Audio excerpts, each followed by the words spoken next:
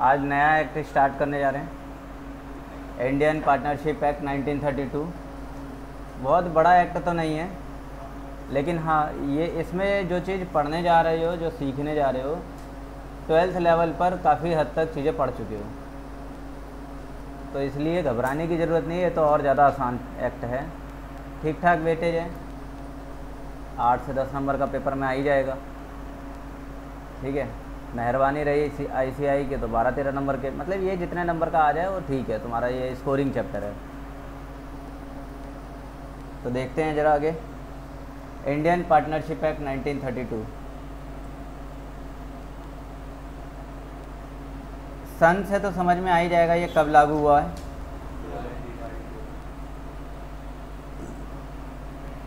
It is applicable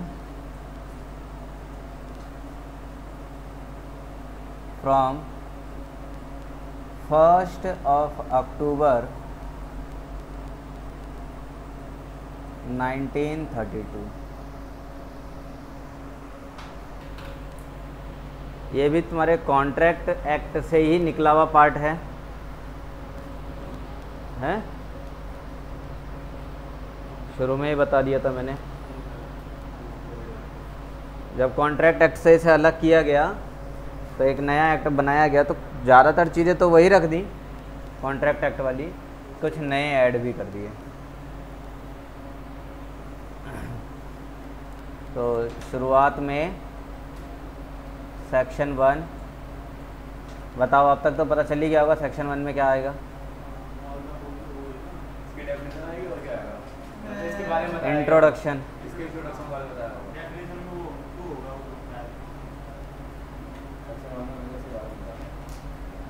Indian partnership act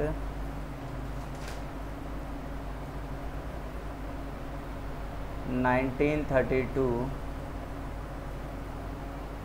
is applicable over whole of India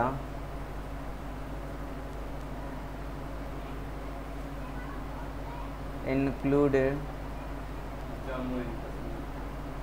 the state of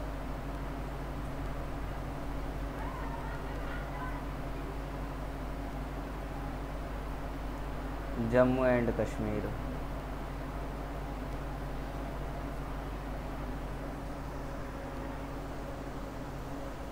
ये तो अब common बात हो गई है। बढ़े आगे, सेक्शन 1 के बाद क्या आएगा? कितना बड़ा सवाल पूछ लिया मैंने। सेक्शन 2, और ये तो बच्चा बच्चा जानता है। अब डेफिनेशन देखा जाए ज़रा, क्या क्या डेफिनेशन है इसमें।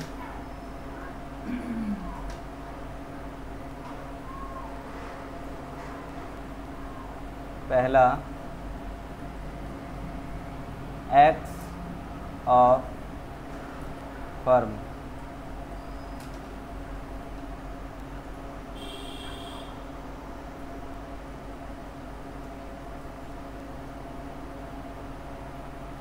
The act performed by any one of the partner or all partners collectively।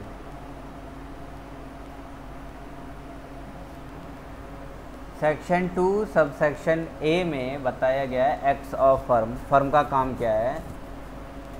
तो फर्म का काम जो भी है, चाहे एक पार्टनर करे या सारे मिलकर करें, वो फर्म के द्वारा ही माना जाएगा।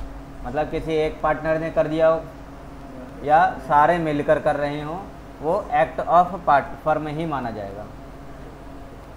कन्फ्यूजन तो नहीं है?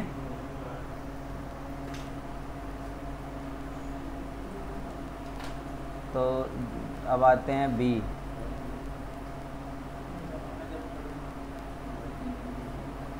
Business,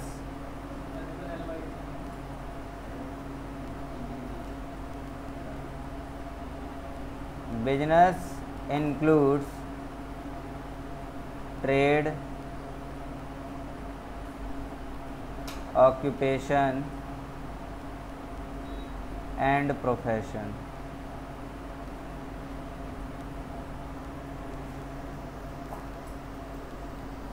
trade, occupation and profession. Trade मतलब व्यापार, ऑक्यूपेशन का मतलब काम काज करना, वर्क करना, रोजगार, और प्रोफेशन का मतलब पेशा। ठीक है ना जी, सारी चीज़ें आ जाएंगी इसमें। अगर कुछ प्रॉब्लम है तो लिखते चलो। ट्रेड मतलब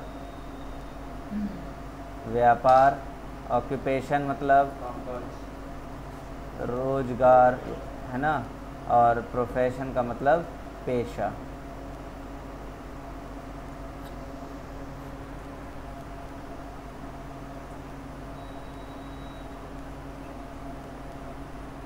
तो जो हम वर्ड इस्तेमाल करते हैं बिजनेस, एक्ट ने बिजनेस को डिफाइन कर रखा है कि बिजनेस का मतलब है ट्रेड, बिजनेस का मतलब है ऑक्यूपेशन, बिजनेस का मतलब है प्रोफेशन। इसके बाद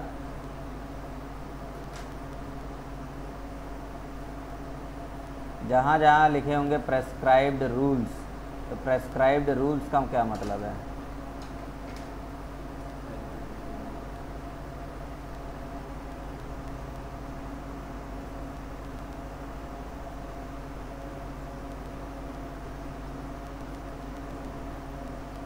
The rules prescribed by, इसे शॉर्ट में IPA बोल देते हैं ना, Indian partnership act 1932।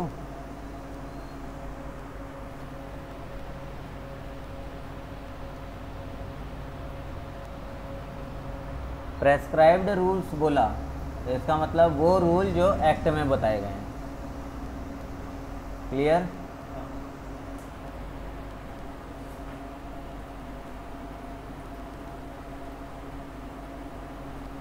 D,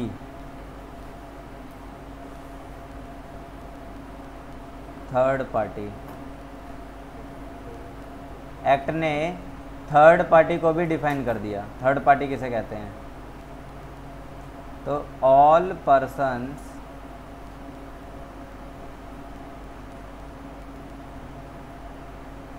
other than partners, other than partners. Third person का मतलब वो सारे लोग जो पार्टनर के अलावा हैं, चाहे पार्टनर के घर वाले ही क्यों ना हो, सब थर्ड पार्टी हैं। मेन चीज़ देखो, फर्स्ट पार्टी और सेकंड पार्टी का मतलब क्या है। फर्स्ट पार्टी और सेकंड पार्टी तो मेन होते हैं तो firm, partner, first party, second party, और थर्ड पार्टी में अदर सारे।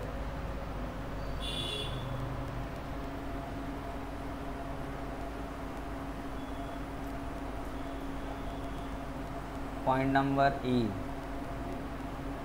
Expression.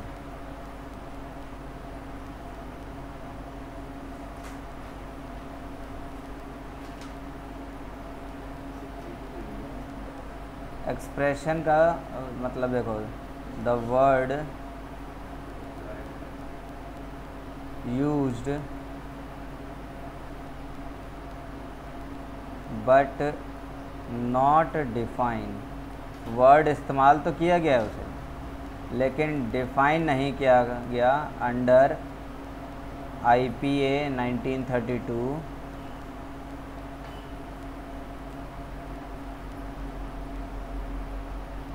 will have the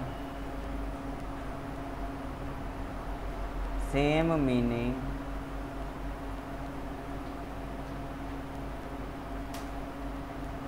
as under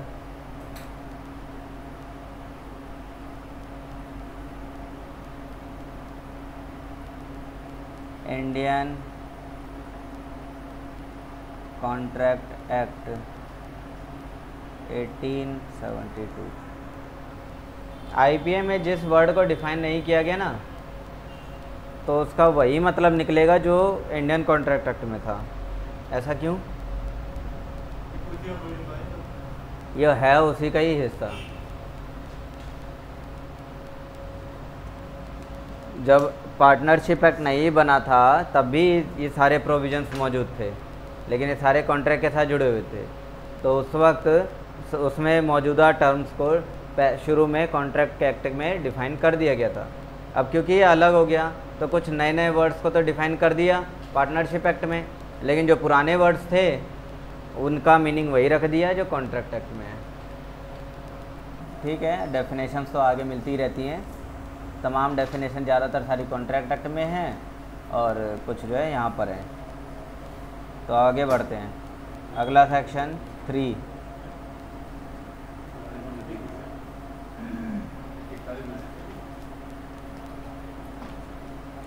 section number 3 देखो, ये वही है जो हमने वहाँ पे कॉन्ट्रैक्ट एक्ट में देखा था। All the contract of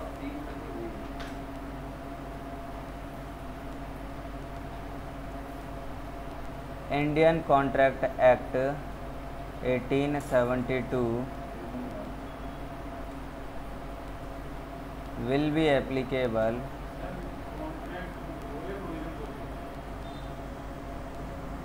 all the contract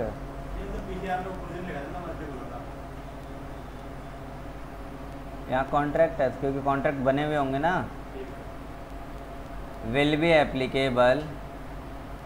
applicable रहेंगे अनलेस दे आर अनकंसिस्टेंट।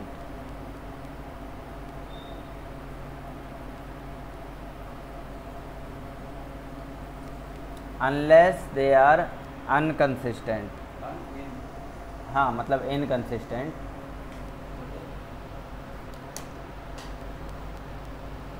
जब तक अलग से कोई इन्फॉर्मेशन ना दी जाए हैं,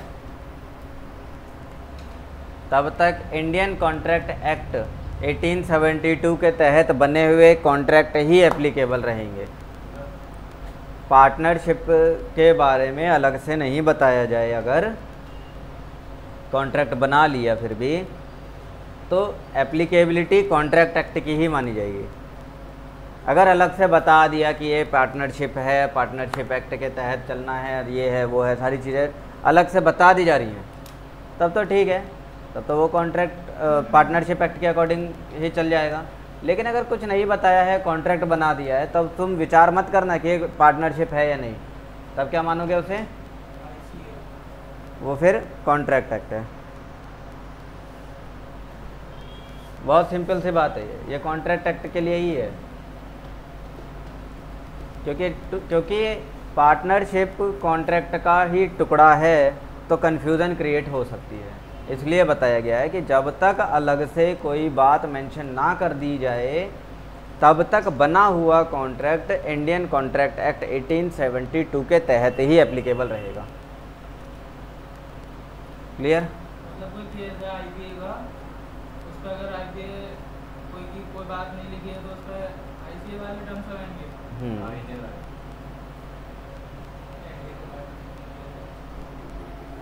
ठीक है। इनकंसिस्टेंट का मतलब जब तक अलग से ना बताया जाए। हाँ,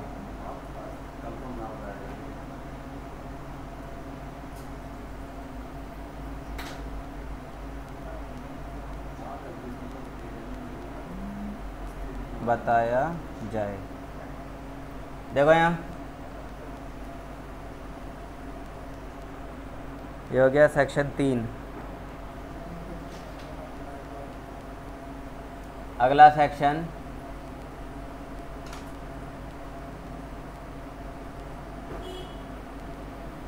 section 4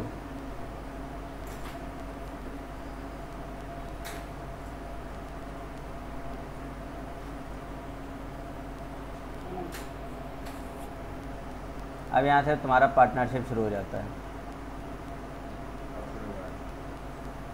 partnership refers to the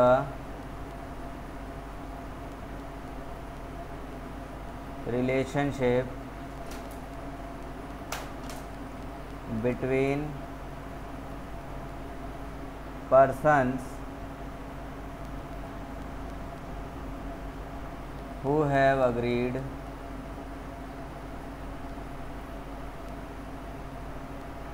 to share profits of a business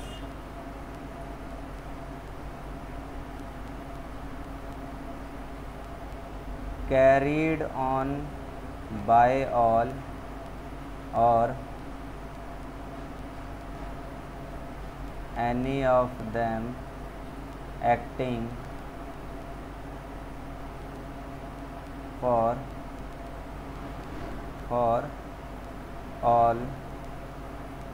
या इसी को कहें अदर्स।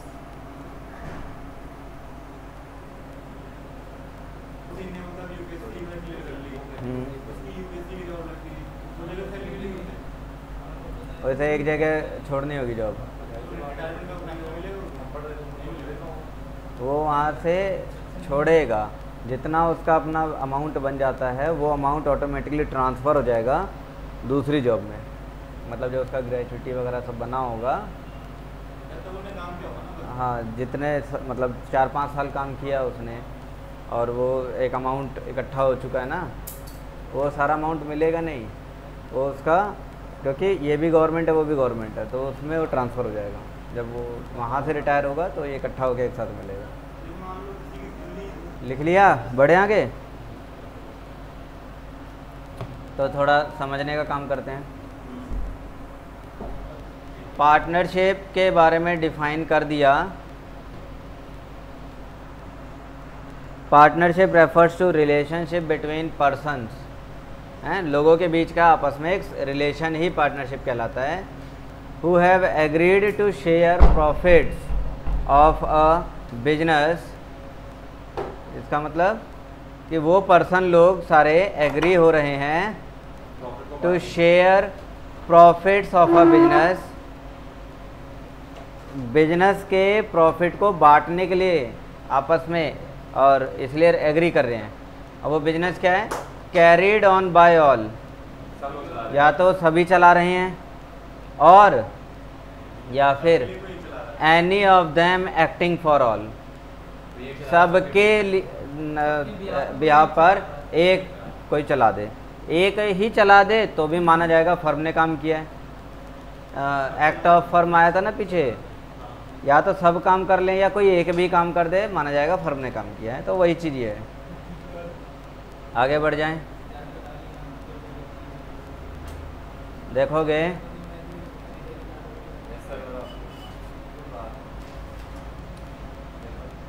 सेक्शन 4 में sub section 1,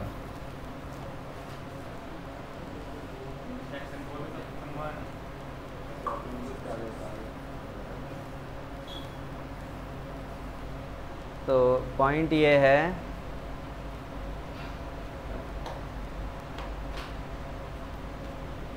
partnership is association of person.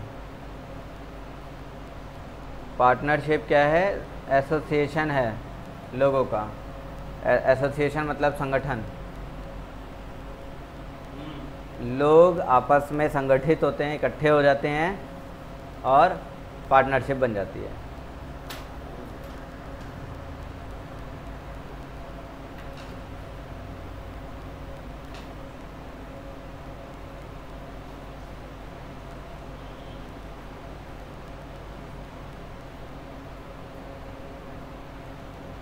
लिखेंगे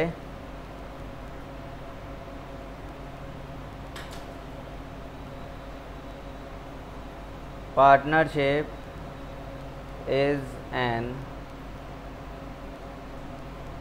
association of two or more person।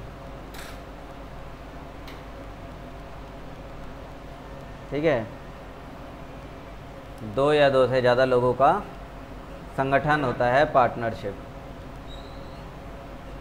अब ये जो पर्सन लोग हैं ये कौन होने चाहिए?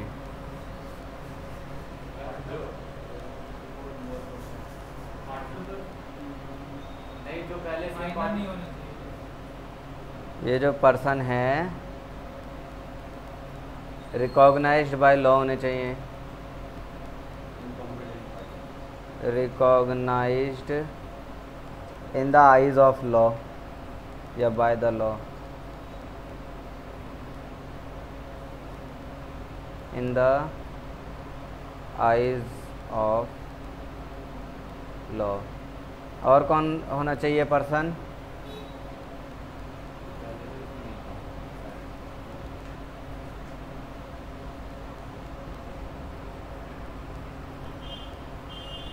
माइनर,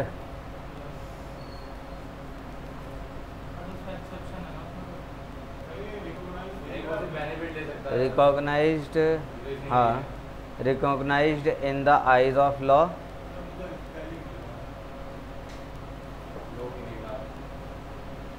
एन आई आएगा।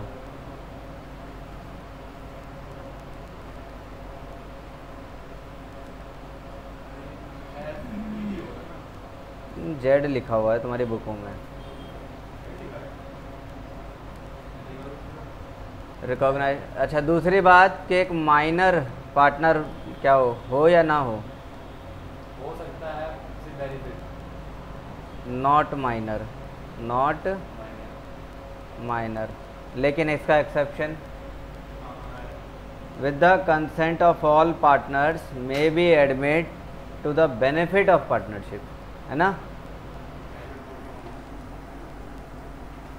इसका एक्सेप्शन, एक्सेप्शन तो लिखवा ही चुका हूँ।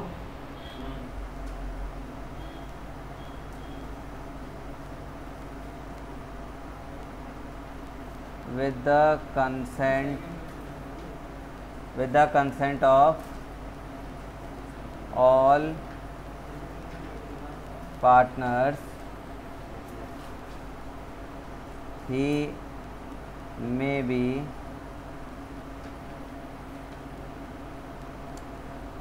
admitted to the benefits of partnership।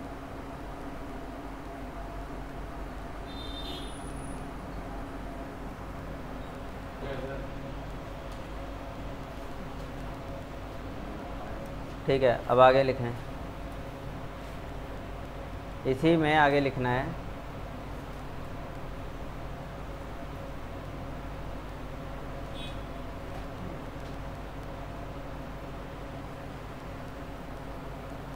यहाँ देखोगे तो लिखा है टू और मोर पर्सन, यानी कम से कम कितने होने चाहिए? तो दो होने चाहिए, और ज़्यादा 50।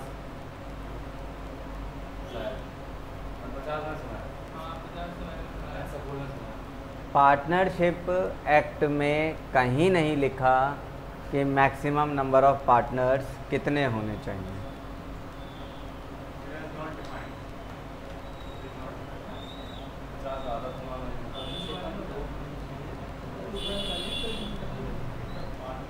देखो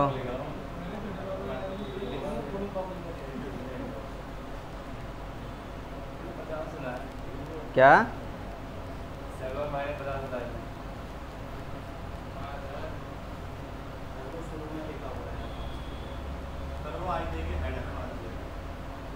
कौन?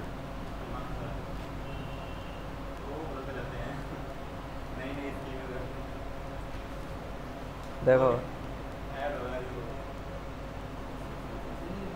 The partnership act is silent about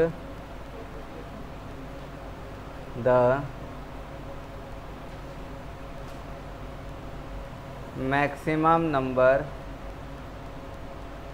of partners। तो फिर जो तुमने सुनी है बातें उनका क्या? यहाँ तो लिखा ही हुआ है ना, partnership act is silent about the maximum number of partners.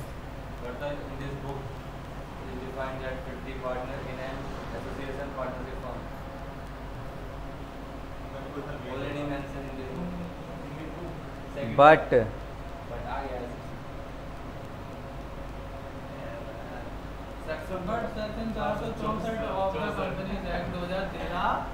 Section 464 has now put a limit of the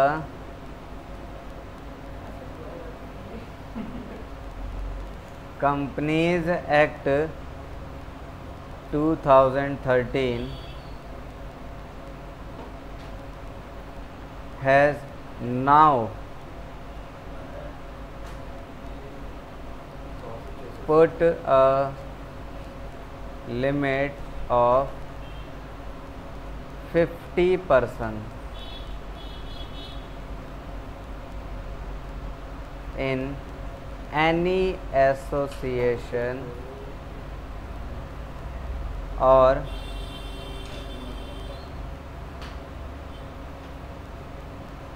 partnership firm।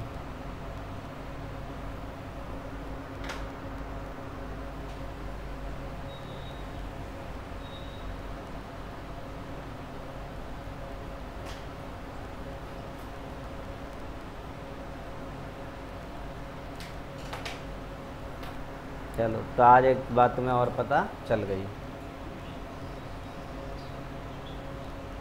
50 ये नहीं पता चला कि 50 है, ये पता चला कि पार्टनरशिप एक्ट में तो कुछ बताया ही नहीं है maximum number of limit person. हाँ, तो आँखों के सामने एक पर्दा डाल दिया था तुम्हारे सर ने, वो आज हट गया होगा, हकीकत सामने दिख गई होगी।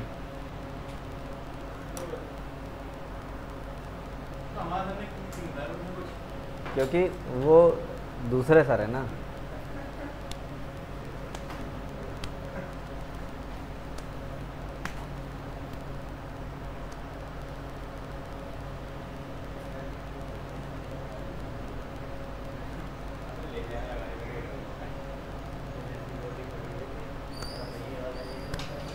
एक और बात बताऊं,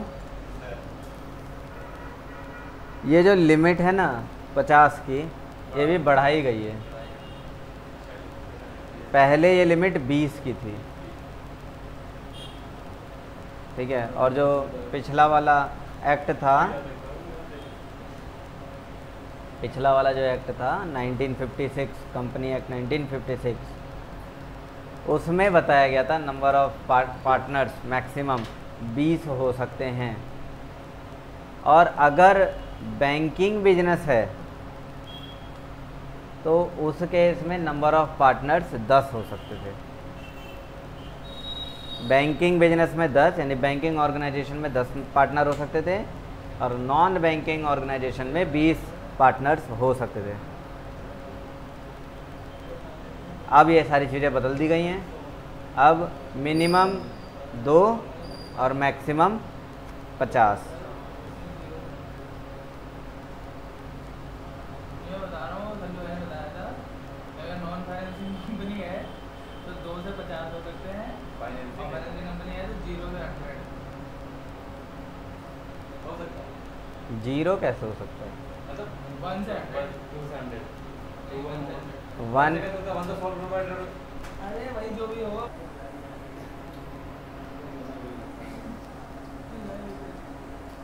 अभी क्या है कि ये जो नंबर्स वाली बात आई है ना, इसमें एक है एक्सेप्शन।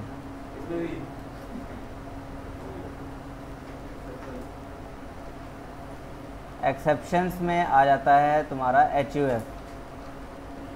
कौन बताना चाहेगा क्या होता है HUF?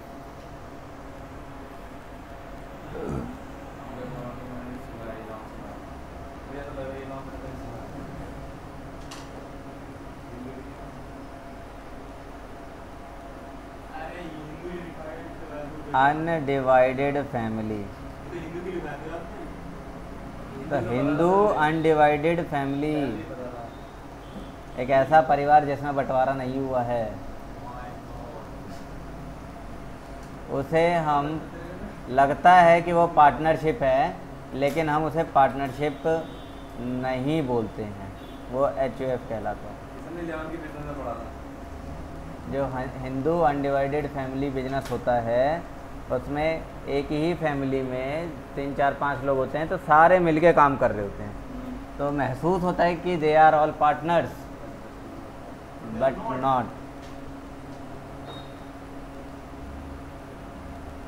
उनमें तो एक ही होता है मेन हेड, जैसे बोलते हैं कर्ता, सब कुछ वही है, भगवान, हैवान, शैतान, सब वही है। हाँ,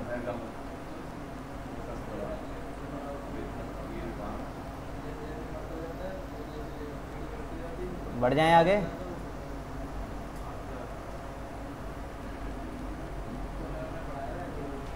अच्छा, तो पहला पॉइंट तो हो गया एसोसिएशन वाला, नंबर ऑफ पार्टनर्स वाला, एसोसिएशन वाला। अच्छा, दूसरा पर्पस मतलब दूसरा जो पॉइंट है वो है बिजनेस पर्पस। पार्टनरशिप क्यों करते हैं, तो उसका मेन है business, main purpose is business.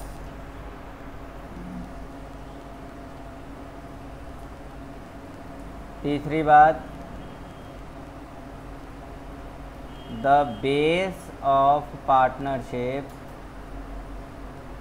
Partnership का जो एक बेस है, मतलब किस बेसिस पे चल रहा है, तो वो क्या माना जाता है, तो उसे माना जाता है एग्रीमेंट को। अब एग्रीमेंट मत पूछना तुम लोग क्या होता है। धन्यवाद। अगली बात, पार्टनरशिप में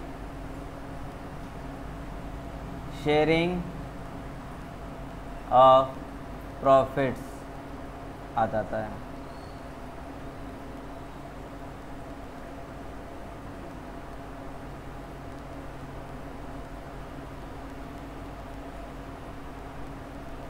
और पांचवी बात आती है म्यूचुअल एजेंसी।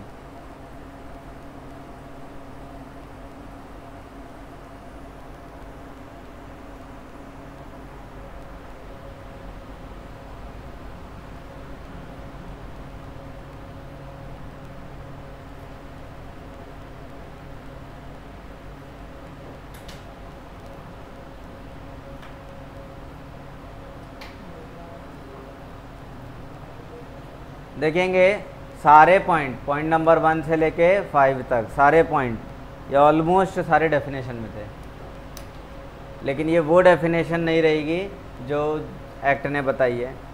कई अलग अलग ऑथर लोग जो डेफिनेशन देते हैं उस डेफिनेशनों में ये सारे पॉइंट आ जाते हैं। तो पहली बात एसोसिएशन ऑफ पर्सन है ना, पार्टनरशिप क्या है, एसोसिएशन ऑफ पर्सन ही तो है, वो तो हो गया। दूसरी बात कि वो लोग सारे किस लिए मिल रहे हैं, बिजनेस करने के लिए, आ गया बिजनेस पर्पस। तीसरी बात आपस में एक साथ जुड़ रहे हैं, तो किस बेसिस पर, तो एक एग्रीमेंट बना के उस एग्रीमेंट के बेसिस पर जुड़ रहे हैं, हो गया तीसरा। चौथा क्यों जुड़ रहे हैं, प्रॉफिट शेयर करने के लिए। पांचवा पार्टनरशिप असल में एक म्यूचुअल एजेंसी है जिसमें सारे पार्टनर एक दूसरे के लिए काम कर रहे हैं। एक ने काम करा तो माना जाएगा कि सब ने काम किया। देखेंगे म्यूचुअल एजेंसी के बारे में क्या मतलब हुआ कि सारे एक दूसरे के लिए काम कर रहे हैं और सब फर्म के लिए काम कर रहे हैं। एक ने भी काम करा तो माना जाएगा किसने काम किया, वो फर्म ने काम किया। एक्ट कंसीडर्ड बाय ऑल और any one of them।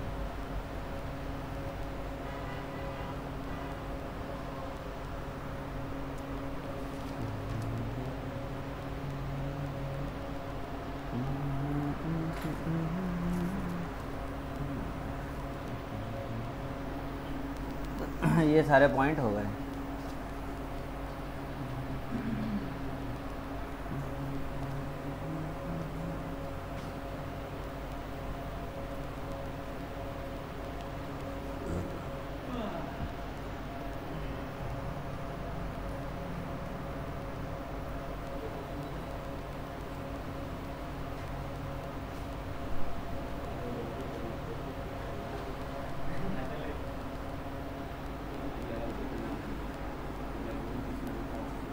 ठीक है, आ जाएं अगले पर।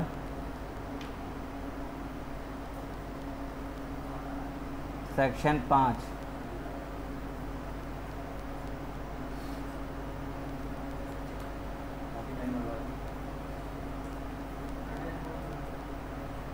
Partnership arises from agreement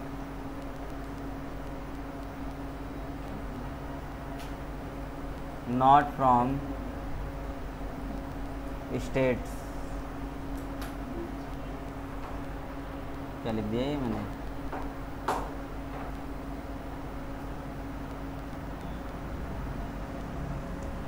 partnership जो है वो अराइज होती है, बनती है, बढ़ती है एग्रीमेंट से, ना कि स्टेटस से। स्टेटस का मतलब सिचुएशन, अवस्था।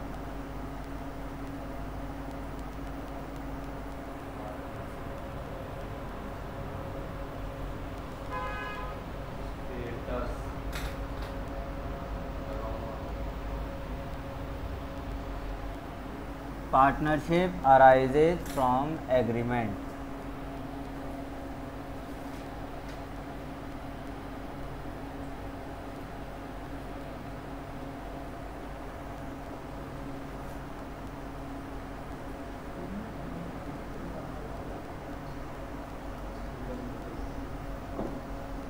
एग्रीमेंट बना लो, बन गया पार्टनरशिप। और बिना एग्रीमेंट के अगर चल रहे हैं तो भी फिर एक्ट लागू हो जाएगा, है ना। बट कुछ केस रहते हैं जहाँ पर हम देखने में लगता है कि वो पार्टनरशिप है, लेकिन असल में वो नहीं है। जैसे HUF का एग्जांपल दिया था, तो लिखेंगे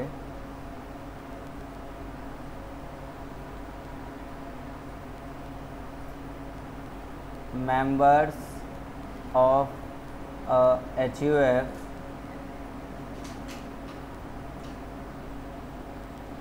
doing business collectively।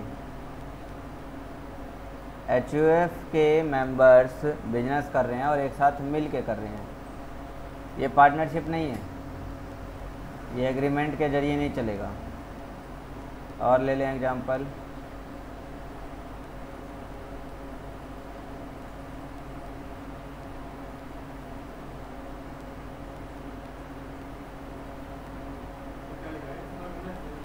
बर्मे से बुद्धिस्ट हस्बैंड एंड वाइफ। क्या बोलेंगे HUF को? Sole proprietor? हाँ, वो HUF एक अलग ही बिजनेस टाइप है।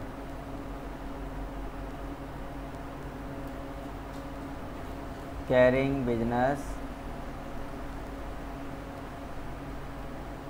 Collectively.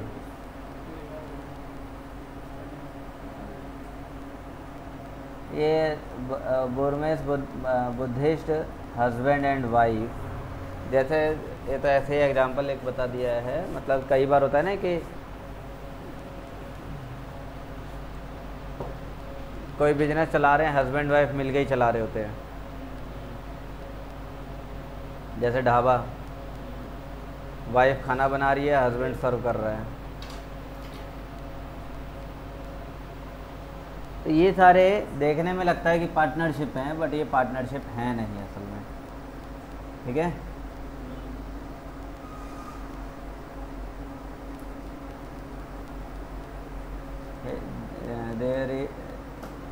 Here is no partnership।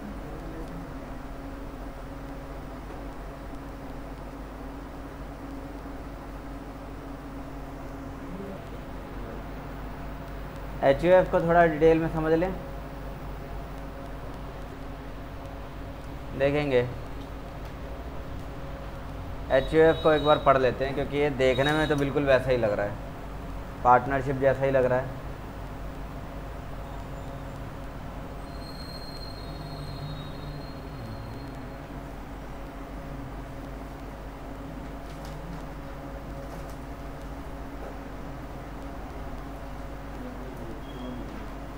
तो HUF क्या है, देखो, हिंदू अनडिवाइडेड फैमिली, ये तो बता ही दिया, जिसमें एक ही फैमिली के सारे मेंबर्स इस बिजनेस के मेंबर कहला जाते हैं, और सब यही काम कर रहे होते हैं, कोई कम कोई ज़्यादा, लेकिन कर यही रहे हैं सारे। HUF असल में 2 तरह के देखने को मिले हैं पूरे भारत में।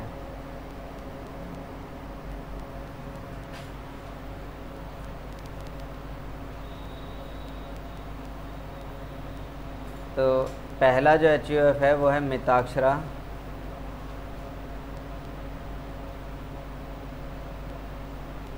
और दूसरा दया भाग।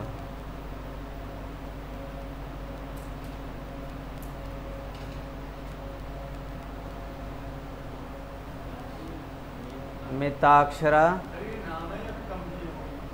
HUF के टाइप्स हैं।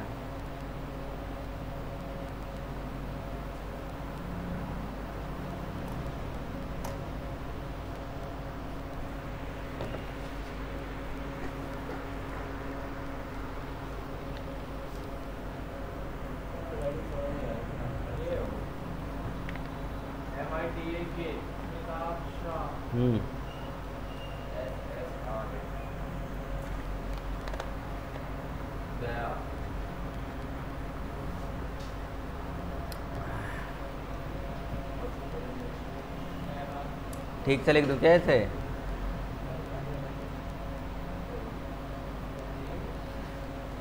मिताक्षरा और दया भाग। पहले मिताक्षरा वाला HUF देख लेते हैं क्या है। नहीं, अरे भाई, एक तो मेरी स्पेलिंग अब नहीं सही लिखा था ना।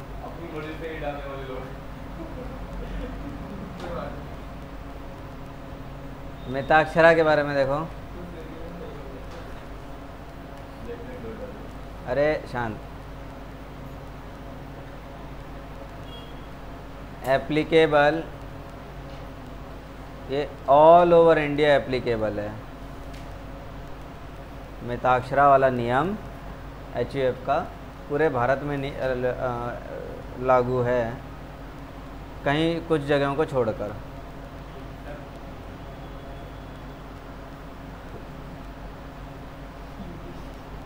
Accept West Bengal and Assam. मिताक्षरा में नियम के अनुसार होता क्या है, तो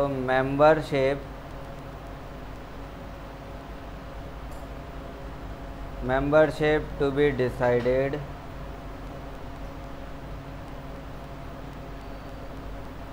on the basis of birth।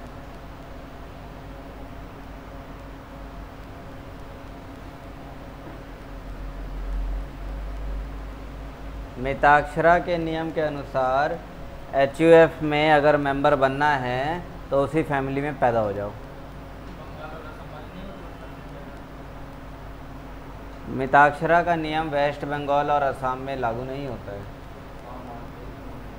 मतलब वहाँ शरीर की आदत नहीं होता। वहाँ के जैसे मान लो कोई मेंबर है यहाँ का और वहाँ के लेकिन शरीर क्या आता है, शरीर शादी करके आता है वहाँ की लड़की से, तो माने नहीं होता। यहाँ तो वेस्ट बंगाल अभी तो शादी की तो बात ही नहीं आई, अभी तो यहाँ बर्थ की बात हो रही है, पैदा होना है। मुझे स्टेट में पैदा नहीं करते। हो सकते हो, पैदा तो हो ही सकते हो, लेकिन बाय बर्थ मेंबरशिप नहीं मिलेगी। वेस्ट बंगाल और असम को छोड़कर बाकी सारे स्टेट्स में HUF के मेंबर बाय बर्थ ही बन जाओगे। अरे HUF के एग्जाम्पल दिखा देता हूँ तुम्हें पहले। 25 फुटे पर ही देखा होगा, कई सारे ऐसे वो दिख जाते हैं ना, इतवार बाज़ार में बैठे हुए बाप जो है वो आलू लगा के बैठा है, आलू और प्याज। मदर जो है बगल में पालक और ये सारी बड़ी सब्जी वब्जी सब लगा के बैठे हैं, और बच्चे भी वहीं नींबू और मिर्च और धनिया और लहसुन वगैरह सब बेच रहे हैं। सारे लाइन से एक लाइन में बैठे होते हैं।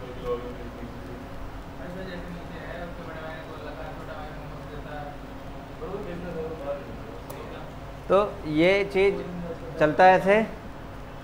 अब ऐसे में चाहे बच्चों के पास की इनकम हो चाहे मदर के पास की इनकम हो, कहाँ जाएगी ये सारी इनकम? फादर के जेब में ही जाएगी, समझे? अच्छा, उसी फैमिली में एक और नया कोई बेबी पैदा हो गया, कोई नया बेबी एक और पैदा हुआ, तब उसे उस बिजनेस का मेंबर बनने के लिए कोई कार्ड बनवाने की ज़रूरत है? नहीं है, वो बाय बर्थ ही उसका मेंबर बन गया। ये खानदानी बिजनेस होते हैं। सबसे बड़ा एग्जांपल पता है हमारे बड़े बिजनेस का है, बंगाल स्वीट्स, बड़े वाला सब पूरे सारे लोग उन पे अप्लाई किए। उसका छोटा लड़का कैशियर है, मतलब कैशियर क्या सामान देखता है, उसका बड़ा भैया पूरा परिवार उसी दुकान में लगा रहता है। हाँ, खानदानी होगा बिजनेस, समझे ना? सारे परिवार वाले बंगाल स्वीट नाम है और है वो ये थे कहाँ से? और ये यूपी पड़ता है एक बात हो ऐसे कैसा है? वो ऐसा हुआ होगा ना कि स्वीट्स वगैरह बनाने के लिए या मतलब काम वाम सीखने के लिए बंगाल में चले गए होंगे, अरे बंगाल में स्वीट्स ज़्यादा हुआ तो वहाँ के ही स्वीट्स की रेसिपी सीखी होगी। अब ऐसे तो देखोगे तो नान वाले होते हैं, अमृतसरी नान, तो सारे पंजाबी थोड़ी हैं, वो है तो कोई यूपी का है कोई बिहार का है।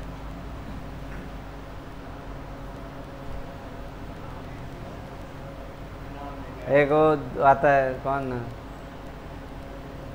कौन सा बिरयानी आता है, हैदराबादी बिरयानी, तो हैदराबाद के थोड़ी हैं, है तो यहीं के।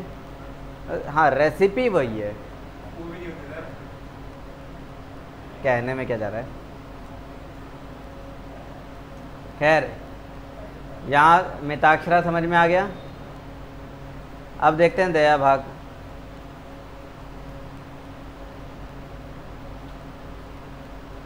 दया भाग का नियम applicable in the state of West Bengal and Assam.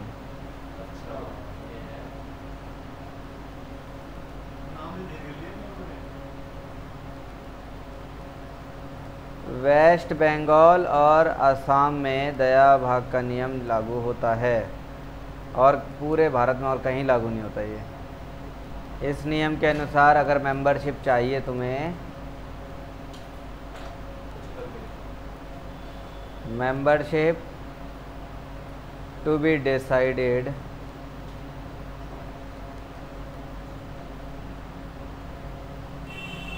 on the basis of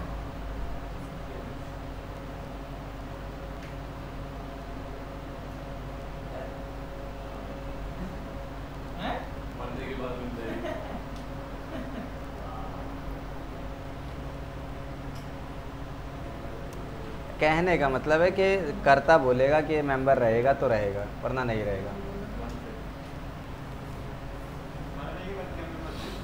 जैसे कोई नया पर्सन, नया एक बेबी पैदा हुआ है, तो वो मेंबर तब तक नहीं रहेगा जब तक कि जो पुराना कर्ता है वो मरते वक्त ये ना बोल दे कि ये भी मेंबर है हमारा। अच्छा देखो, मिताक्षरा और दया भाग के बारे में होगी बात। अच्छा, अगली बात कि जो HUF है, HUF बिजनेस दो तरह के होते हैं। एक होता है एंसेस्ट्रल बिजनेस, जो खानदानी है, हैं? कई ज़माने से पुश्तों से यही काम चलता आ रहा है, तो वो भी HUF ही होता है। और दूसरा होता है जो नया नया स्टार्ट किया जाता है, business started with family fund.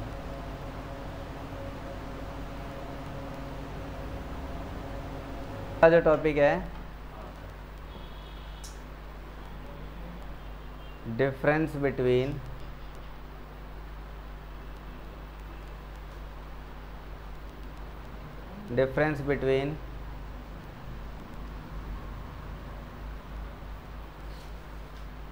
Partnership and HUF।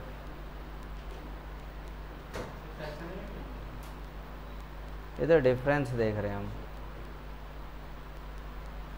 Difference between partnership and HUF।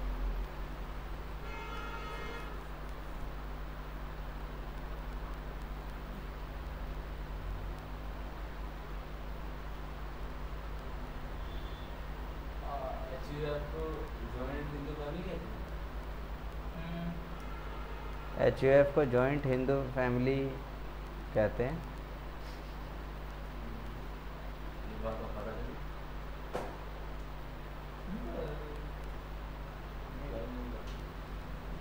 Partnership के बारे में तो सेक्शन 4 ने डिफाइन किया ही है, पढ़े हो ना?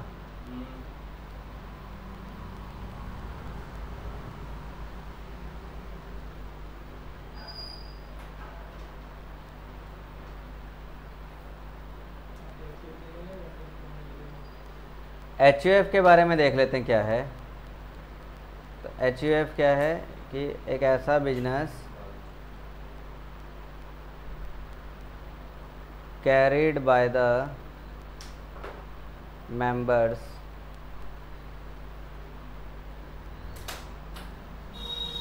of a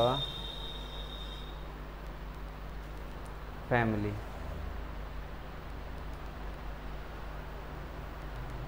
एक पूरी फैमिली ही बिजनेस चला रही है।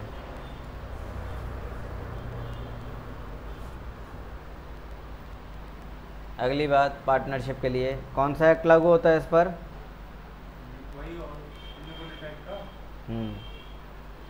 Govern by Indian partnership act 1932। अब आते हैं कि HUF पे कौन सा लॉ लागू होता है, बताओ जरा।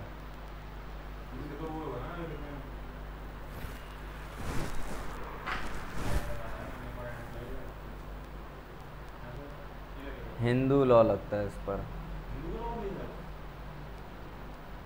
Govern by Hindu law. अरे इसी के लिए तो CA करने को कहते हैं।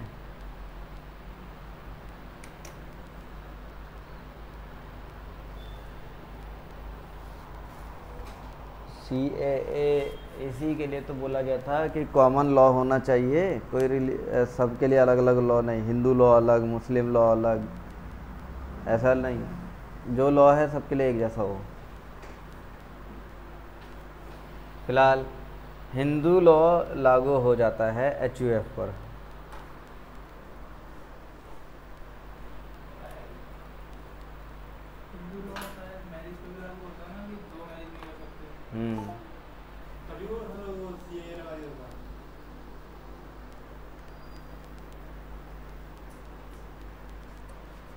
हिंदू लॉ के तहत 2 शादी नहीं कर सकते हैं, मुस्लिम लॉ के तहत 4 शादी कर सकते हैं।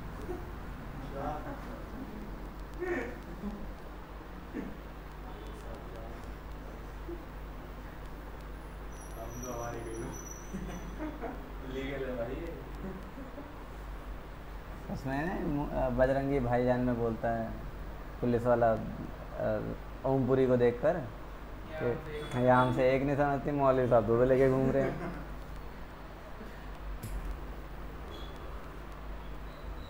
पार्टनरशिप जो है वो कैसे पैदा होती है, तो ये एग्रीमेंट के जरिए है। और एच कैसे पैदा हो गया, स्टेटस से, स्टेटस से। ये शर्मा का लड़का है, ये एच है। अच्छा, ये गुप्ता बनिया है।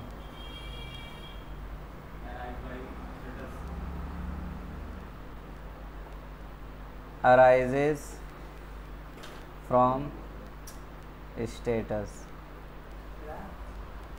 कई बच्चों की ज़िंदगी तो शर्मा के लड़के ने ख़राब कर रखी है।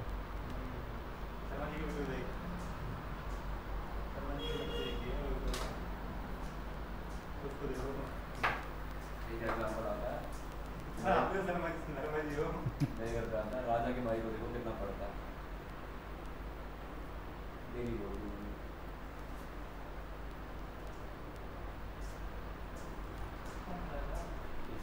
अगला, पार्टनरशिप में है अंग्रेज, पार्टनरशिप में minor can not be a partner. लेकिन एच में ऐसा नहीं है। Minor can be the member, यहाँ पार्टनर नहीं होता, मेंबर ऑफ एच बिजनेस। पैदा होते समझ जाओ।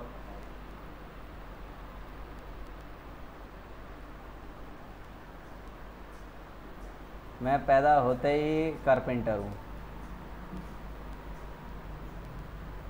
सही में? काम नहीं देखना आता। हाँ, बेशक मुझे काम ना आता हो। आता है भाई, ऐसे वो तो मजाक कर रहा हूँ कि मुझे नहीं आता, मुझे काम आता है। नाम भी रईस, काम भी रईस। आता है, काम आता है। हाँ, ये है एकदम उस लेवल का नहीं जो मेरे पापा को आता है। इतना है कि कुछ चीज़ों के लिए मुझे दूसरों पर डिपेंड होने की ज़रूरत नहीं है, कर सकता हूँ खुद से। पार्टनरशिप में हमने देखा कि एक फ़ीमेल पार्टनर बन सकती है, लेकिन एच में female can not be a member. Female तो मेंबर बन ही नहीं सकती। कर दिया मेरे को। नहीं सही किया, हम तेरा ठीक है, दूसरी टीम की हमने तभी तो कर दी। आदि पाटिया बढ़िया आदमी है। अगली बात, नहीं, एच के बारे में तो सीधी बात है, मेंबर कभी भी ये फीमेल जो है एक सब्सिडरी मेंबर रहेगी, प्राइमरी मेंबर के रूप में कभी नहीं बनेगी। हाँ, बाई चांस मान लो कि एच में फादर है, मदर है और उसके बाद लड़कियां ही हैं, बच्चियां ही हैं। उस केस में जो मदर है वो कर्ता की कुर्सी की दावेदार, अब खैर बनेगी तो नहीं, लेकिन एक्ट कर सकती है। कर्ता की कुर्सी पर बैठेगी नहीं, लेकिन वो माहिष्मती शासन चला सकती है। हाँ, वही तो कह रहा हूँ मैं, माहिष्मती शासन चला सकती है, लेकिन वो राजा बनेगी नहीं। समझे? हाँ, वंश बना, जब भी कभी एक कोई वंश आया, मतलब लड़का हुआ, तो उसे अमरेंद्र बाहुबली को बिठा देंगे।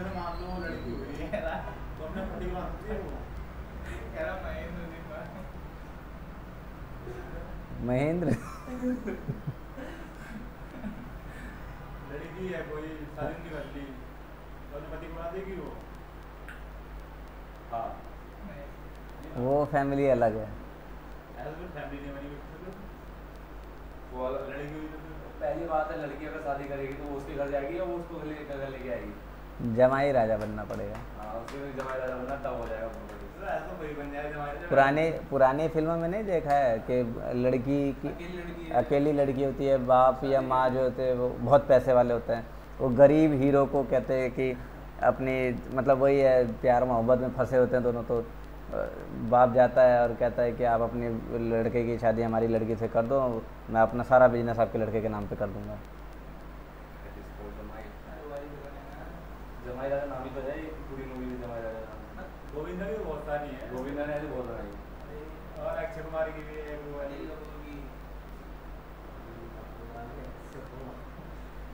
लाडला।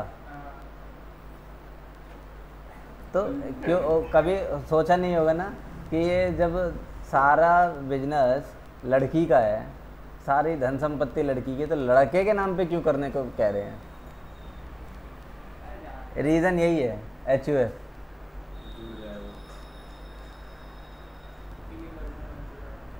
वैसे अगर अपना अच्छा हो तो दे सकता है, ऐसी बात नहीं है, लेकिन मेन चीज़ एक ज़्यादातर शर्त रख देते हैं कि जमाई राजा बनना पड़ेगा। पता चले उसको सारी प्रॉपर्टी उसको दे दी, वो लड़की को डिवोर्स दे के चला गया ना, लड़की अब रही मतलब घर रहा, बाप का घर भी नहीं रहा, बिजनेस भी नहीं रहा, लड़की और आ गई वापस। इसलिए इस तरह की शर्त रख देते हैं, और सही भी है भाई, किसके माथे पे यहाँ क्या लिखा है क्या पता।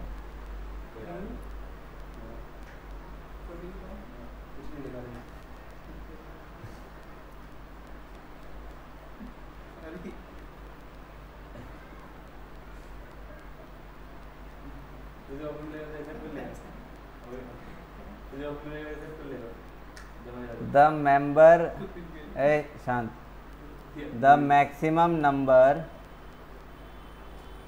ऑफ पार्टनर्स, ये तो डिस्कशन हो चुका है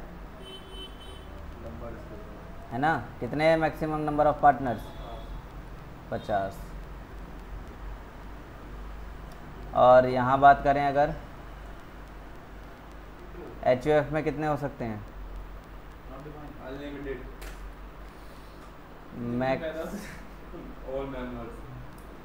maximum number of member in HUF is not fixed.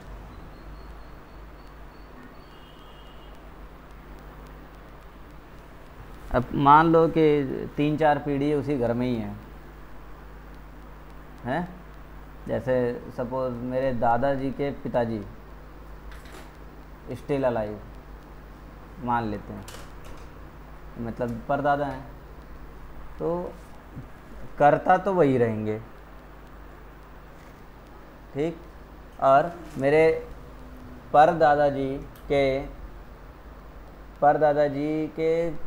Suppose करो कि वो 4 भाई परदादाजी, जिसमें सबसे बड़े मेरे परदादा हैं, तो करता वही है। बाकी वो 4 भाई हैं, तो चारों भाइयों की अपनी अपनी फैमिली, चारों भाई के मान लो किसी के 2 किसी के 3 बच्चे हैं, उनकी अपनी फैमिली, मतलब मेरे दादाजी तक पहुंच गए, फिर दादाजी की अपनी फैमिली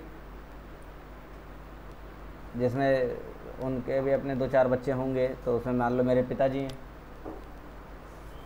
फिर इनके भी अपनी फैमिली 2-3 बच्चे इनके भी, तो मैं अपने पास तक पहुंच गया।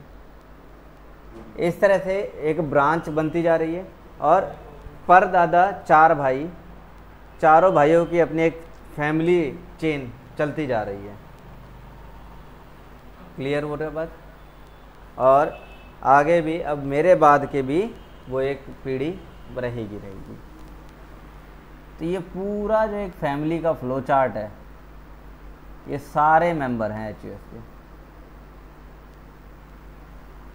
इसलिए यहाँ कोई नंबर फिक्स नहीं है। बस शर्त एक ही है कि बंटवारा नहीं हुआ होना चाहिए।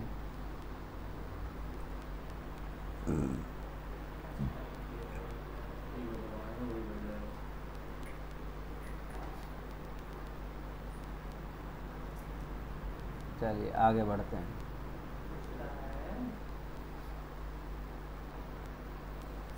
पार्टनरशिप की बात करें, in partnership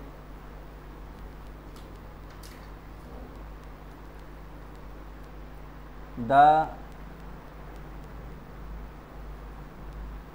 liability of all partners are unlimited. Her partner की लायबिलिटी अनलिमिटेड पाई जाती है पार्टनरशिप में। अब वही अगर हम HUF में देख लें, इन HUF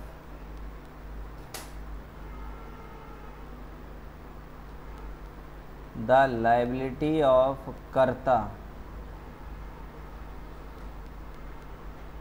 is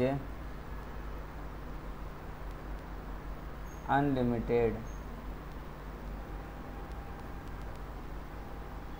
while the liability of family members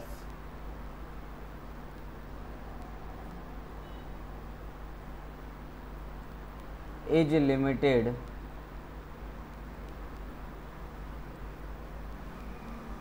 up to the extent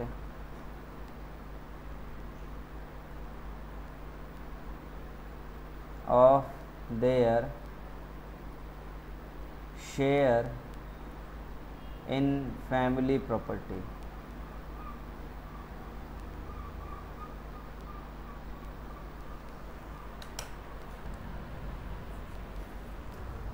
तो क्या पता चला यहाँ, पार्टनरशिप में हर पार्टनर की लायबिलिटी अनलिमिटेड देखने को मिलती है।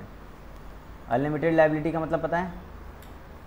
उसकी घर भी उसकी बिक सब बिक जाएगी। जाएगा सब। उधार चुकाने के लिए पार्टनर को अपने घर जवाहरात भी सब बेचने पड़ सकते हैं, लेकिन HUF में केवल कर्ता का अनलिमिटेड लायबिलिटी होता है, बाकी सारे मेंबर्स की लायबिलिटी लिमिटेड होती है, केवल उतना जितना प्रॉपर्टी में उसका अपना हिस्सा है। पर्सनल चीज़ नहीं जाएगी। अरे नाम नहीं होगा, लेकिन लीगली उसके हक में कुछ तो आएगा ही। प्रॉपर्टी शेयर करता हो तो फैमिली जितना में उसके हक में आएगा उतनी तो लिमिटेड होगा वो। हैं? जितना उसके हक में होगा। हक में है उतना ही, लेकिन कर्ता के लिए अनलिमिटेड है। वो प्रॉफिट चल जाएगा लाइब्रेरी का। अगला, every partner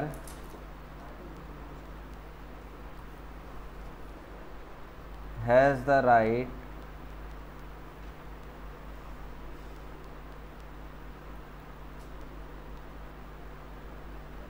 to inspect and to sue on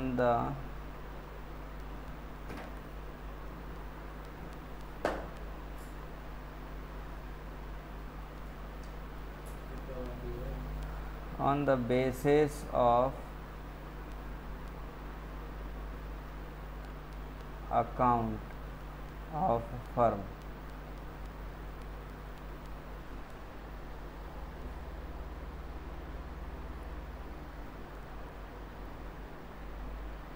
सारे पार्टनर के पास ये अधिकार है कि वो बुक्स ऑफ अकाउंट को चेक भी कर सकता है, इंस्पेक्ट कर सकता है, और कुछ बात हो दिखाई दे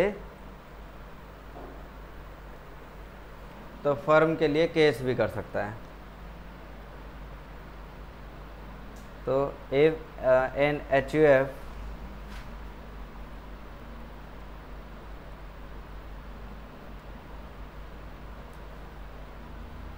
मेंबर्स, HUF के मेंबर्स को एक नाम और दिया जाता है,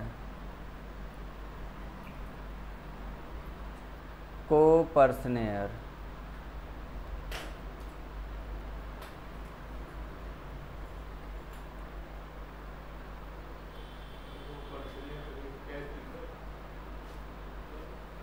को पर्सनेयर भी कहते हैं। तो in HUF members have no PARCENERS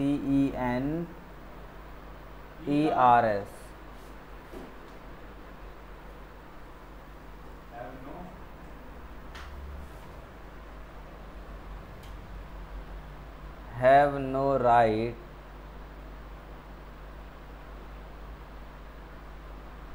to inspect or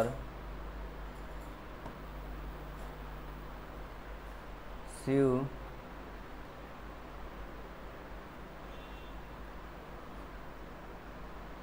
on the basis of account of firm. HUF member के पास ये अधिकार नहीं है कि वो फर्म के लिए जाए और केस कर दे। डन। अगला,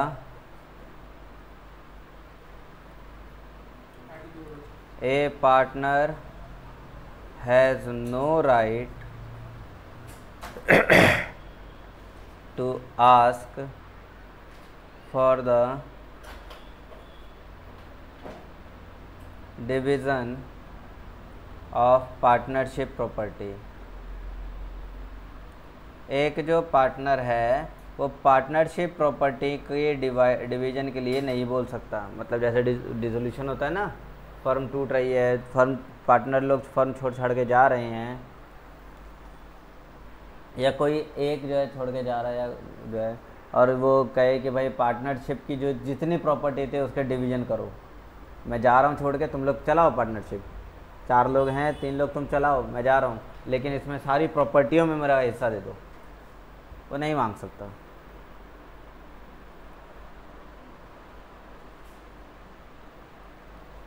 लेकिन यहाँ पर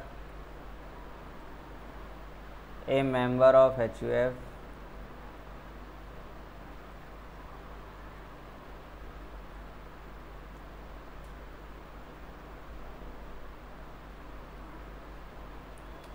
have the right to ask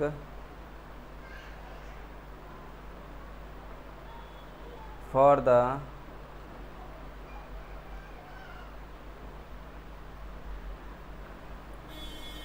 division of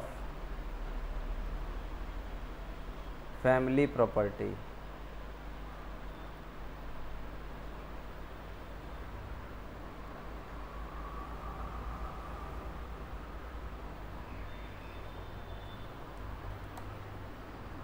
HUF के मेंबर के पास ये अधिकार है कि वो फैमिली प्रॉपर्टी में से अपना हिस्सा मांग ले। फिल्मों में दिखाते हैं ना, पिताजी मुझे मेरा हिस्सा दे दो, सूर्यवंशम में भी दिखाया है।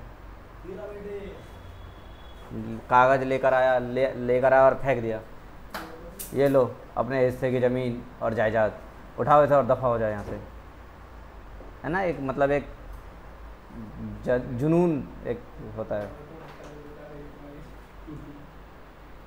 खैर वो तो मिल भी गया, तुम्हारी तो हरकतें ऐसी है, तुम्हें तो और कहेंगे ला तेरे को खिलाया पिलाया ना, उसका हिस्सा भी दे हमें।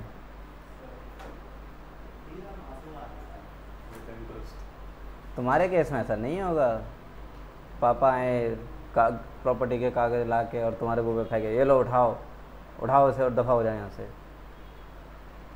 तुम किसी लड़की को लेकर आ गए शादी करके, वो बंदूक लेकर आए और बंदूक लेकर आए, उसमें तो फिल्म में दिखाया बंदूक लेकर आए और चलाया नहीं। यहाँ पहले चलाएंगे फिर बोलेंगे पीछे थे हम लोग।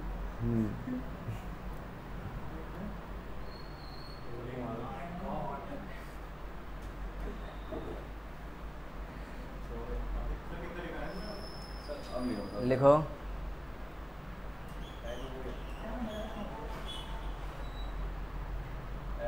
at the time of deserting relationship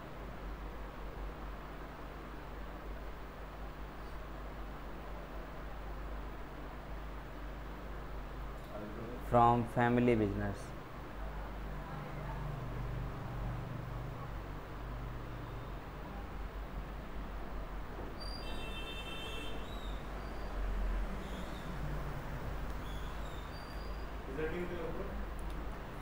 डेजर्टिंग relationship from family business, मतलब फैमिली बिजनेस में कुछ सूखापन दिखाई देखने को मिल रहा है, एक दूसरे के लिए काम ना करने की इच्छा आ रही है। अब ये हो रहा है क्या है, अब बस हो गया, अब अलग करना है, अब प्रॉपर्टी अलग करनी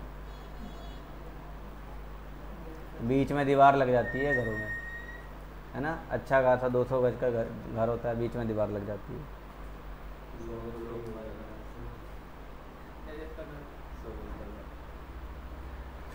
ये है। तो यहाँ तक का प्रोग्राम आज यहीं रखते हैं, अगली क्लास में चलाएंगे फिर।